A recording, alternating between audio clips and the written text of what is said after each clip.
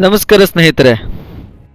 ದಾನ ಧರ್ಮಗಳಲ್ಲಿ ಹೆಸರುವಾಸಿಯಾದ ನಾಡು ನಮ್ಮ ನಾಡು. ದಾನವೆಂಬುದು ಉದಾರತೆಯ ಸಂಕೇತ, ವಿನಯ ತುಂಬಿದ ನಡವಳಿಕೆ, ಸಾರ್ವಜನಿಕ ಬದುಕನ್ನು ಸುಧಾರಿಸುವಂತಹ ಮನೋಭಾವ ಹಾಗೂ ಸಾರ್ವಜನಿಕ ಕೆಲಸಗಳನ್ನು ಉತ್ತೇಜಿಸುವಂತಹ ಕಾರ್ಯ ದಾನ ಒಂದು.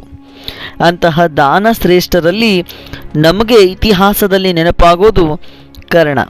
ಹಾಗೂ ಕರ್ನಾಟಕದಲ್ಲೂ ಕೂಡ ಸ್ತ್ರೀ ಹೆಣ್ಣು ಮಗಳು ನೆನಪಾಗೋದು ಅತ್ತಿಮಬ್ಬೆ. ಕನ್ನಡ ನಾಡಿನ ಹೆಸರುವಾಸಿ ದಾನದ ಮಹಿಳೆ ಅಂತ ಕೂಡ ಪ್ರಸಿದ್ಧಿ. ಅವಳ ವಿನಯ, ವಿವೇಕ, ಶೌರ್ಯ ಮೊದಲಾದ ಆದರ್ಶ ನಡವಳಿಕೆಗಳು ಈ ಪಾಠ ನಮಗೆ ತುಂಬ ಸೂಕ್ತವಾಗ್ತವೆ.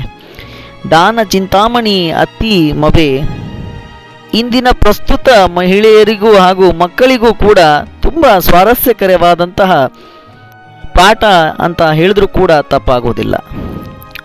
ನಮ್ಮ ಕರ್ನಾಟಕ ಕೇವಲ ಕವಿಗಳ ಹಾಗೂ ಕಲಿಗಳ ನಾಡು ಅಂತ ಕರೆಯೋದಿಲ್ಲ, ಸಂಸ್ಕೃತಿಯ ನೆಲೆವೀಡು.